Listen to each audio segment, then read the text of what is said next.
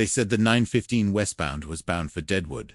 But when Colt Mason stepped onto that train, coat collar turned up against the chill and heart still raw from everything he'd left behind. He didn't know he was boarding something else. Entire area. Mistake. A misprinted ticket. A wrong turn. Maybe. But it would be the best wrong turn he ever took. He had no reason to stay in Elkhorn anymore. Not after the ranch was sold and the gravestone had been planted.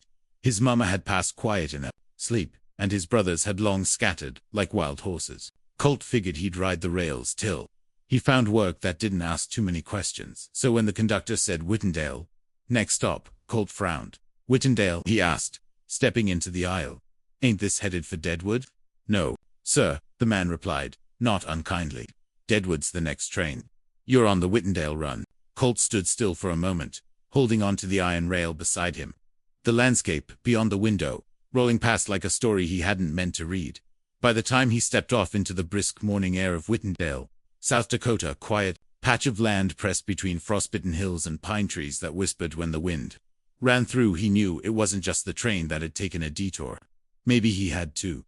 The station was little more than a bench and a clerk's window. The town itself looked like it hadn't had a reason to celebrate in a long while. One main road, 2 saloons, but only one still open, and a church bell tower with no bell.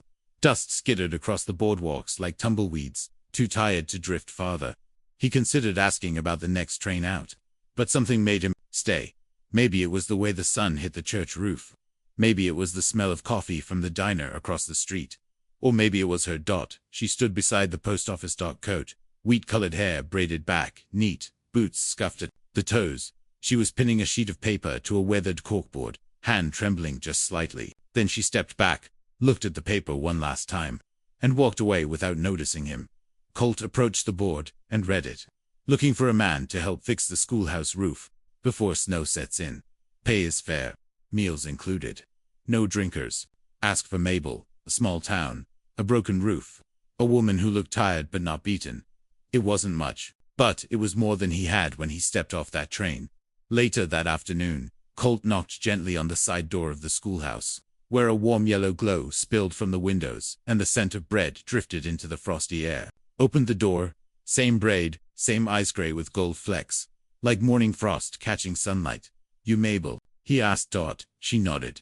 You the cowboy who took the wrong train? He raised an eyebrow, surprised. She half smiled. It's a small town. You stepping off that train was the most excitement we've had since the baker's mule kicked over a barrel of cider last spring. Colt chuckled. Well, ma'am, I may not be much, but I know roofs. And I don't drink. She studied him for a moment, long enough to make him shift in his boots. Finally, she said, school roof leaks like a sieve, and the children freeze when it snows. You fix it. You've got 3 meals a day and a bed in the loft. He tipped his hat. Then I guess I'm staying a while. As the sun slipped behind the hills and the first hint of snow danced in the wind, Colt Mason, who had meant to go somewhere else, entirely found himself right where he needed to be. He just didn't know it yet. Ever taken a wrong turn that led you somewhere better than where you meant to go? Sometimes it's not the path we choose, but the detour that saves us. Colt thought he was just passing through, but Whittendale has other plans. Let us know if you've ever stumbled into something that changed your course. The next morning came wrapped in a curtain of frost. Cold enough to turn every breath into mist, but quiet, the kind of quiet that makes you feel like you're the only soul awake. Colt stood outside the schoolhouse with a hammer in hand, staring up at the roof like it had personally offended him. The boards were rotted through in places, the shingles peeling like old scabs. No man with sense would have tried to fix it alone, but he'd never been accused of that kind of sense. He set to work with nothing but his coat, his tools, and the sound of the children reciting letters inside. A-B-C-D ... drifted through the thin walls, soft and uneven. Like the town itself was still learning how to speak after being quiet too long. By midday, his fingers ached, and his knuckles were raw. Mabel brought him coffee in a chipped enamel mug. She didn't say much, just handed it to him, and watched him work like she wasn't sure yet what to make of him. You always fix other people's problems, or just the ones that fall in your lap? She asked. He glanced down from the roof, a faint grin under the brim of his hat. I go where I'm needed. Sometimes that's the same thing. She squinted at him, lips twitching like they might smile, but didn't. Town hasn't had a reliable man up there in years. Colt nailed another board into place. Guess I'm reliable by accident. She turned and walked off before the warmth could settle too long between them. That night, he slept in the schoolhouse loft, a narrow space above the classroom that smelled of dust, ink, and old books. The mattress was thin, but clean. He lay there in the dark, staring at the exposed beams above, listening to the wind whistle through the cracks. Somewhere below, Mabel was probably grading papers by lamplight. He imagined her face in the flick of those steady eyes, the lines at the corner of her mouth that suggested she'd forgotten how to laugh but used to know it well. He didn't ask questions, not yet, but there was something about the way she moved, like she was holding something back. Not just pain, but purpose. By the third day, the roof had begun to change, shape less broken now, more whole, and the children had started to greet him in the mornings with waves and shy howdy. Mr. S., one small boy with a crooked tooth, even asked if he was a gunslinger. Colt chuckled. Nope, just a cowboy who lost his map. The boy thought about that, then nodded like it made perfect sense. Sometimes getting lost is how you find treasure. Colt didn't answer. He just looked back at the schoolhouse, at Mabel's shadow moving behind the curtain, and thought maybe the kid was onto something. That afternoon, while repairing a beam near the chimney, Colt found something tucked behind a rafter, a small tin box, rusted at the corners. Inside was a folded photograph, faded, water-damaged, but still clear enough to show two faces. Mabel, younger, smiling, arm wrapped around a man in uniform. His stomach knotted slightly. Later, he handed it to her at dusk. Didn't mean to snoop, he said. Found this behind the chimney. She took it slowly, like it weighed more than the tin and paper should. Her eyes lingered on the man beside her past self. My husband, she said, voice quiet. Killed in a mining collapse 6 years ago. Same week the bell fell from the church tower. Some folks said the town broke twice that day. Colt said nothing. She looked up at him, eyes clear. I don't need fixing, cowboy, just the roof. He nodded. Good, I ain't here to fix people, just hammer nails. She almost smiled, then almost. But instead, she turned, walked away again. Slower this time. And Colt stood there on the porch as the snow began to fall, knee flecks catching in his hair. The sky folding into night. He still didn't know why he'd taken the wrong train. He was starting to feel like the tracks had known something he didn't. The storm came in sudden, like a secret breaking loose. 1 minute the sky was just a quiet gray, and the next it was spilling snow, like someone had cut open the clouds. Heavy flakes fell thick and fast, swallowing the hills, softening every sharp edge in town. By the time Colt stepped out of the schoolhouse loft and looked across the yard, the world had gone white. He tried the door. It opened halfway before the wind shoved it back. Snow had drifted up against the side of the building knee-deep already. He cursed under his breath and leaned into the wind, checking the lean-to where the tools were stored. Not a soul in sight. The town had gone still, like it was holding its breath. He turned back toward the schoolhouse, meaning to hunker down, when he saw her silhouette in the window. Mabel, lighting a lamp with steady hands. She must have known he wouldn't make it back to the bunkhouse. Must have stayed behind. Inside, the air was warm from the small stove she'd lit. It crackled like it had something to say. She looked up as he entered, snow melting from his shoulders. Well, she said, pulling her shawl tighter, guess you're stuck. Guess so, he replied, teeth chattering as he toed off his boots. Hope you got more coffee. I got coffee, she said. And a story or two, if you're the kind that listens. He paused at that, glancing at her as he rubbed his hands over the stove. I'm the kind that tries. She didn't respond right away. Instead, she handed him a chipped cup and sat on the edge of the teacher's desk, where stacks of old spelling books sat like bricks from a different life. You know, she began, this school used to have 27 children in it. Back before the mine dried up. Back before the last train stopped dropping folks off and only started taking them away. Colt took a long sip, waiting. My husband used to sit right where you're sitting now. Would help me grade papers, while he told me all the ways he planned to fix this place. He wanted to build a real playground. Wanted the church bell to ring every morning when class started. Said kids deserved to feel proud to show up somewhere. She paused. That was before everything cracked. Before the mine caved. Before folks stopped believing in small places. Colt nodded slowly. But you stayed. I stayed, she said, because somebody had to remember what it used to feel like. The wind moaned against the windows. Outside, the snow was rising. Stood and crossed the room. looking at the faded class photos lining the wall, black hand-white faces with hand-stitched clothes and crooked grins. "You think this town's still worth saving?" he asked, not as a challenge, but gently. "I think it already saved me," she whispered. "Now I'm just trying to return the favor."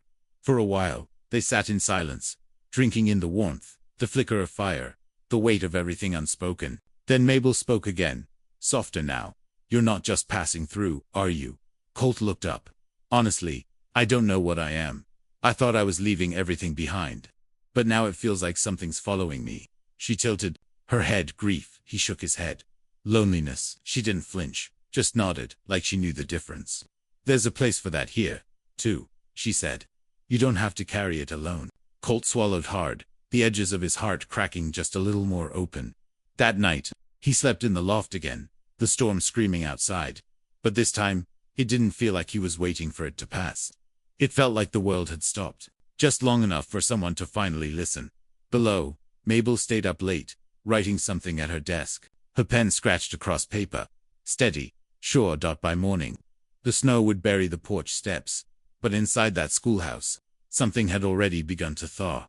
The storm passed sometime before dawn, leaving behind a silence so deep it felt like the whole world had been reset. The kind of silence that came after a confession, after a choice, after something began to change. Colt woke to the smell of snowmelt and wood smoke. The stove downstairs was still warm, and Mabel had left a note on the table, scrawled in strong no-nonsense letters. "Gone to check on Mrs. Henley. Roads might be blocked. Coffee's still hot." He read it twice. That simple note, no flourishes, no apologies, felt oddly intimate, like she trusted he'd be there to read it. He stepped outside, boots crunching through knee-high snow, the morning sun throwing long blue shadows across the town. The roofs sparkled like someone had dusted them with crushed glass. In the distance, he heard the faint echo of a cry, not a scream, but sharp enough to pull his boots in a new direction. He found the wagon halfway, sunk in the ditch just outside the school road. The wheels were tilted, the axle split. A mule stood still, wide-eyed and blowing steam from its nostrils. And beside it, an older man and a young girl knelt, trying to dig out a stuck rear wheel with a frying pan. Colt jogged the last few feet. "You folks all right?" The man looked up, worn hands trembling. "Lost the trail in the whiteout. Tried to push through. We ain't hurt, but she's froze through. My granddaughter." The girl looked about 9, teeth chattering beneath a too-thin shawl. Colt didn't wait. He shed his coat and wrapped it around her, then gave the mule a calming pat. "Let's get her inside," he said. "Schoolhouse ain't far." Together they lifted the girl, small and stiff as a fence post, and carried her up the road. Mabel spotted them from the window and threw open the door without a word, already pulling blankets from a chest. For the next hour, the little classroom transformed. The stove roared hotter. Tea boiled in a tin kettle. Mabel held the girl close, rubbing warmth back into her limbs, while the old man, her grandfather Tom, sat nearby, head bowed like a prayer was stuck in his throat. Colt worked on the fire, adding wood until sweat beaded along his brow. "She'll be all right," Mabel whispered, meeting his eyes across the stove. He nodded. "You've done this before." She nodded back. "Too many winters." When the girl finally stood, blinking like someone waking from a long dream, she whispered, "Mama said we'd find good people." Tom wept quietly, hiding his face behind his hat. That evening, when the wagon had been righted and the mule stabled in the church barn, Colt stood with Mabel by the back window, watching the snow reflect firelight. "I wasn't supposed to be here," he said quietly. Mabel didn't look at him. "Maybe none of us are ever where we planned." He thought of the girl, of her frozen fingers wrapped around his own, of the way her grandfather clung to the corner of the schoolhouse, like it was the last sturdy thing in his world. "You ever think," he said, "that maybe we don't need to be needed by everyone, just by the ones who show up?" Mabel turned then, her eyes tired but warm. "I think the folks who show up, they're the ones who save towns. Not with speeches or guns, just by showing up and not leaving." Colt looked down at his calloused hands. "I've left more places than I stayed." She placed her hand over his. "Maybe that's about to change." Outside, the snow began to fall again, light this time, like a blessing. 2 weeks passed, and the snow didn't let up. Whitendale wore white, like a second skin. Rooftops hunched beneath its weight. Horses moved slower, and boots tracked the same muddy paths through the center of town. But the cold didn't bite quite as hard as it once had. Not since that morning Colt and Mabel brought the girl in from the snow. They'd taken to small rituals now. Morning coffee, shared glances across the schoolroom, brief conversations by the stove that lasted longer each time. She asked about his past once, not with words, but with silence. And Colt had filled it the only way he knew how. Honestly. But not all at once. I wasn't running, he'd told her. Just didn't know where to stand still. And she, in her quiet way, replied, "This town's been still for years. Maybe it needed someone to shake the dust." But that morning, something different came, a jolt from the past. Dressed in plain brown paper, it arrived in the post, one letter, addressed in shaky handwriting to Colt Mason, care of schoolhouse. He turned the envelope over slowly, the way a man handles something fragile, before tearing it open with a breath he didn't know he'd been holding. Inside was a short note, a familiar name signed at the bottom. Clara, his sister. He hadn't seen her since the funeral, hadn't spoken to anyone from Elkhorn since the train pulled away. Her handwriting was the same, rounded, neat, too gentle for the world they came from. "Colt, word reached us, you ended up in Whitendale. Funny thing, how the world turns. I never thought you'd settle. I'm glad, I hope you're okay. Your niece drew you something. She thinks about you. I do too. If you're ever ready, come home, or write, or don't. Just know we still leave a chair open for you." Clara. Folded inside was a child's drawing stick figures on a hill. One had a hat, the other had yellow hair. Both smiling. Colt sat still for a long time, the room quiet around him. Mabel watched from the far side of the stove, but didn't intrude. She simply poured another cup and set it beside him. When he finally spoke, his voice was low, brittle, funny. "I didn't think anyone would notice I was gone. Turns out they were just waiting for me to stop ruining." Mabel sat across from him, folding her hands. "Are you going to go back?" He looked at the drawing again, then out the frost-covered window, where the girl they'd rescued was now chasing snowflakes with 2 other schoolchildren. "I don't know," he said, "but I think maybe I stopped going nowhere." That evening, he wrote back. It wasn't long, just a few lines. He didn't say much. Just that he was safe. That the snow was deep. That the roof no longer leaked. That the coffee here was strong, and the people stronger. And at the bottom, he added something he hadn't written in years. "I miss you too." After sealing the envelope, Colt stepped outside into the cold, and took a long look at the town. The same road he'd first walked was now lined with boot prints. Mabel's, the children's. A place that once seemed forgotten was slowly remembering itself. That night, he sat by the stove and watched Mabel hum a quiet tune as she mended a child's coat.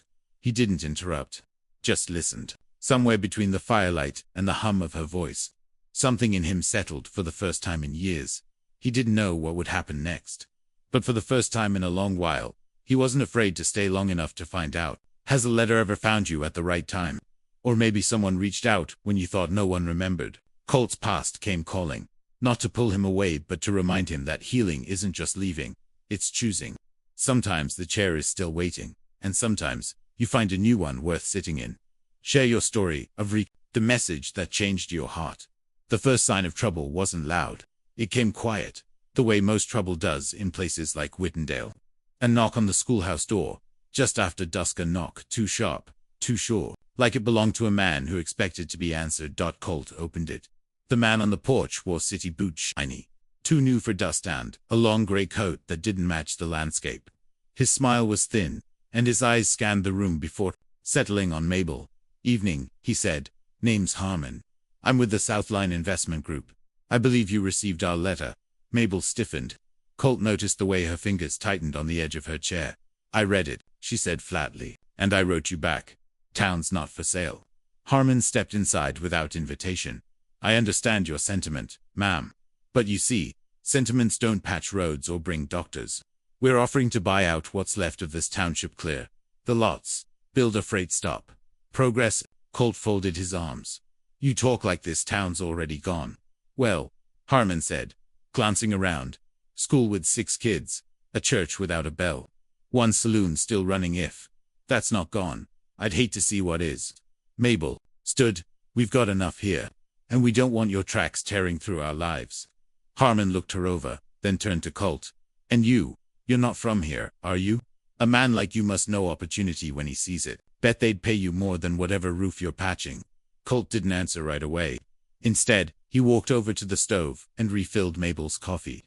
Then he turned back, his voice calm but clear. "Sir, I took the wrong train and wound up somewhere worth staying. If you're smart, you'll take the right train out of here come morning." For a moment, Harmon's smile faltered. "You'll regret turning it down," he said, adjusting his coat. "You can't stop time. And you sure can't save a town with stubbornness." "No," Mabel said, stepping beside Colt. "But we can try, and trying matters here." The door closed behind him with a final sort of thud, and the silence that followed felt like a line had been drawn. Later that night, Colt stood on the porch, coat collar up, looking out over the white hills and lantern-lit windows. Snow still clung to the eaves. Somewhere in the stable, a mule shifted and snorted. He didn't say anything when Mabel joined him. "You know, they'll come back," she said quietly. "With more men, more paper. Maybe lawyers next time." "I know," he replied. "But paper only matters if people stop showing up." She gave him a long look. "You don't have to stay, Colt." "I know," he said. "But I think maybe I want to." She nodded once, as if that was all she needed to hear. Then, as if the moment had waited just for them, the church bell rang. Faint, rusted, crooked, but it rang. Someone, likely old Tom, had found the courage to lift it back into place and pulled the rope. If only for the sound of defiance. Colt smiled. Guess the town just spoke for itself. Inside the schoolhouse, the stove crackled, and the children's drawings fluttered on the wall. He wasn't just passing through anymore.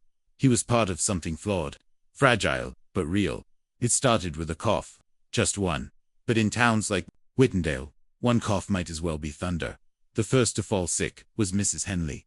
Then her neighbor. Then two of the children in the schoolhouse. By the third morning, the whole town knew something was moving through the valley. Fast and mean. Folks called it fever season. The kind that swept in after long winters, when the thaw let all day loose. By noon, Mabel had turned the schoolhouse into a clinic. Colt helped move desks, carried wood for the stove, and laid out blankets along the floor. The children whispered and watched him like he was some kind of sheriff now. He didn't argue. He just kept working. By the fourth day, Mabel had circles under her eyes and a rasp in her voice, but she wouldn't stop. She brewed herbs, cooled brows, wrote names in a worn notebook, tracking who was ill and who wasn't. "You need sleep," Colt told her one night, crouched beside a boy too weak to speak. She shook her head. "I'll sleep when they can." He didn't press her, but that night, after she finally nodded off beside the stove, he draped his coat over her and sat by the door with his rifle across his lap, not because of any real threat, but because it felt like something a man ought to do. 2 more days passed before the worst of it came. Tom, the old man they'd pulled from the ditch weeks before, collapsed in the chapel. Colt carried him in, heart pounding, eyes on Mabel, who shook her head before he could ask. "He's burning up," she whispered. "Too fast. Too deep." And then she fell into the nearest chair, shaking. It was the first time he'd seen her come undone. "Mabel," he said softly, kneeling in front of her. "You've done everything you can." "No," she breathed. "Not yet." That night, when the wind howled again like it had back in Part 3, Colt found himself saddling a horse in the dark. There was one doctor in the next county. 40 miles west. Risky ride. No guarantee he'd come. No guarantee Colt would even make it there and back. Mabel didn't ask him to go. He went anyway. The journey was brutal. Wind lashed his face like knives. Snow returned, thicker than before, and the trail all but vanished. He followed his gut, and the stars, and the memory of a trail he hadn't ridden before. Every part of him screamed to turn back. But one thing kept him pressing forward. The look on Mabel's face when she sat beside Tom's bed. Not fear, not even hope. Responsibility. He knew that look too well. He found the doctor 2 days later, in a tent outside a rail camp. Young man, barely 30, surprised to see a cowboy riding in like a storm. "There's fever in Whitendale," Colt said. "They need you now." The doc didn't argue. They rode back hard, pushed through wind and sleet, slept in the open, ate snow when water ran dry. And when they finally rode into town, faces cracked, eyes raw. Colt wasn't sure if he'd brought hope or just delay. But when Mabel saw them from the porch, her knees buckled, and she covered her mouth with both hands. Later, after the doctor got to work, she found Colt alone behind the stable. He was covered in mud, coughing, shivering, but standing. "You came back," she said. He looked up slowly. "Didn't know if I would." She stepped closer. "But you did." Colt nodded. "Couldn't let this place go without a fight." She smiled through her exhaustion. Neither could I. Then, before either of them could say something clever, she leaned in and rested her forehead against his dot. Not a kiss. Not yet, but something better. Belonging. The fever broke like the sun after a long winter. First the children, then the elders, one by one, began to stir again, eyes clearer, voices rasping with life.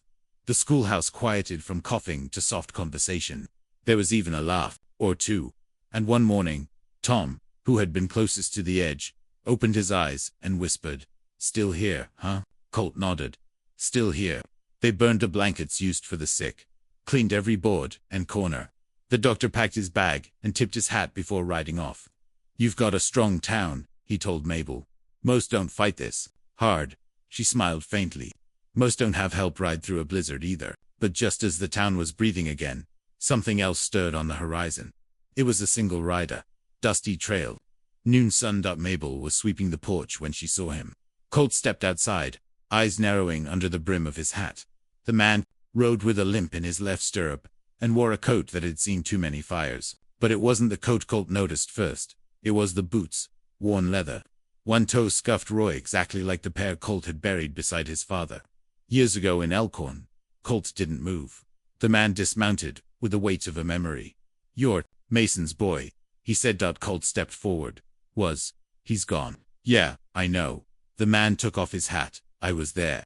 Mabel watched from the doorway, silent. "You were at the funeral?" Colt asked, voice flat. "No," the man said. "I was there before that. I rode with your father. Before everything changed, he talked about you. A lot, actually." Colt folded his arms. "Funny, he didn't talk much to me." The man nodded like he expected that. "He carried things he shouldn't have. Guilt, mostly. Said he didn't know how to raise a boy after what he'd done in the war. Said he thought you'd be better off without him." Colt blinked. The words hit something he didn't know was still raw. "What do you want?" The man looked down, then reached into his saddlebag, pulled out a folded piece of parchment. "Your father left this with me.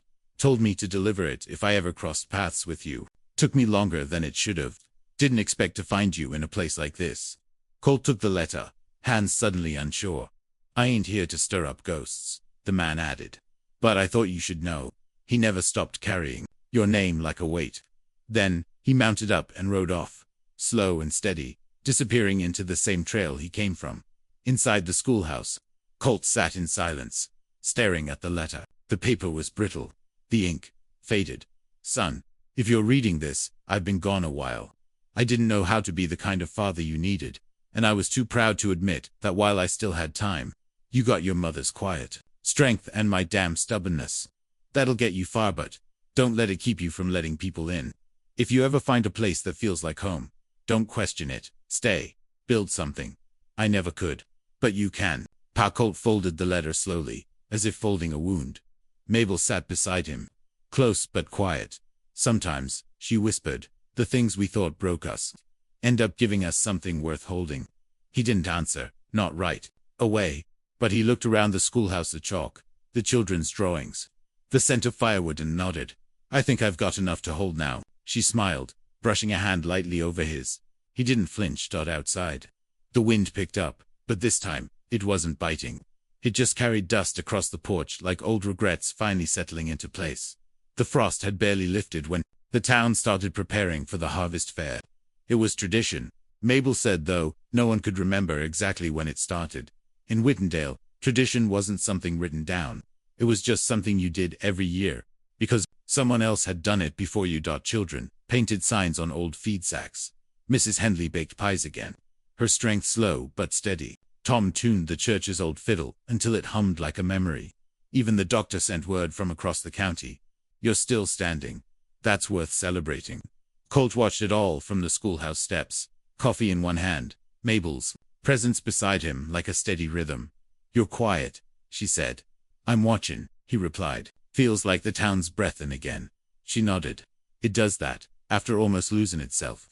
He looked at her then, really looked, her hair tucked back in a loose braid, streaks of gray catching morning light, lines near her mouth, that told of years holding things together without complaint.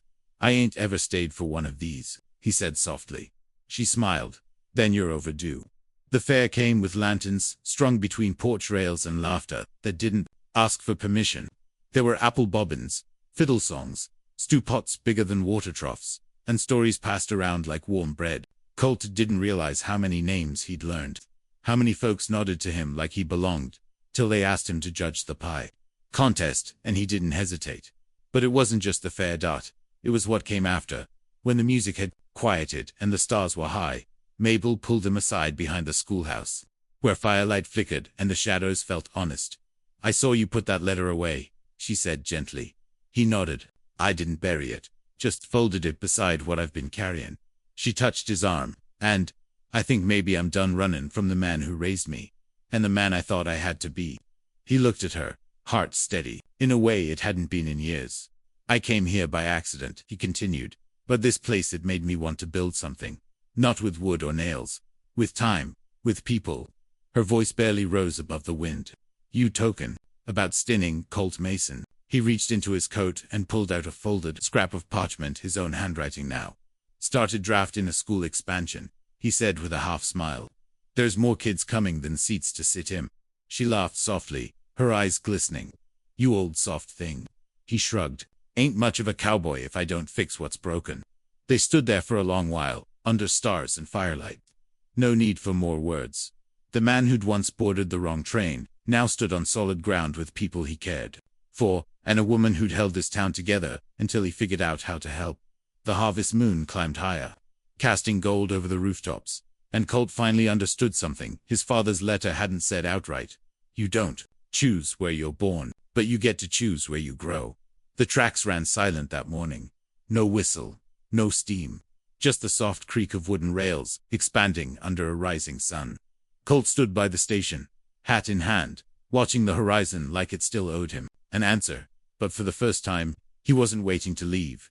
He was watching to make sure no one else got lost like he once had. A letter rested in his coat pocket. Not from Clara this time. It was from Elkhorn's land office confirming that his name had been officially removed from the old ranch deed. His sister would keep the house now, raise her daughter in peace. Colt had given up his legal claim without hesitation. It wasn't his anymore. And that was the thing about letting go. Only hurt when you thought you still had something to hold. He turned as Mabel walked up behind him, the hem of her dress dusted with autumn leaves. She didn't ask if he was all right. She didn't have to let her come in, she asked, glancing at his coat. He nodded. "It's done." Mabel looked down the tracks. "Think you'll ever go back?" He hesitated, then shook his head. "I think I already did. In my own way." They walked back together, slow and quiet, passing the schoolhouse where children now filled every bench. Colt had added a second room just for walls and a window, but the laughter inside made it feel like a cathedral. Tom sat on the porch, most days now, whittling animals for the kids. Mrs. Henley baked again, her pies the kind that healed arguments. Even the preacher, who'd once held services for 6 folks and a cat, now had standing room only on Sundays. And Colt, he'd taken to repairing more than fences. He fixed wagons. He taught older boys how to patch roofs. He learned the names of every horse, and even started raising 2 strays that had wandered into town. Most surprising of all, he started teaching the littlest ones how to read, something he never got to do much himself as a boy. At night, he and Mabel sat by the fire, sharing stories they hadn't told anyone else, not because they were dramatic or painful, but because someone finally cared enough to listen. Then came a day, not long after the first frost, when Mabel stood on the porch, holding a slip of paper with shaking hands. "Colt," she called, her voice trembling. "Come read this." It was a letter from the county. The schoolhouse had been awarded a small grant for notable resilience and self-sustainability. Nothing big, just enough to rebuild the bell tower and add more books. But what struck Colt was the line at the end. "Your town was recommended by a traveler who passed through and never quite left." He smiled. "Guess I made an impression." Mabel didn't say anything. She just slipped her hand into his. That night, the town gathered for the lighting of the first winter lanterns, something Colt didn't even know was a tradition, until it happened. Everyone stood in the square, holding small oil lamps. And when the church bell rang clear and whole, for the first time in years, they lifted their lights toward the sky. Colt looked around at the faces.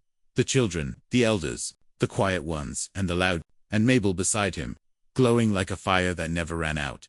He felt something settle in his chest, something like peace, something like purpose. He'd taken the wrong train.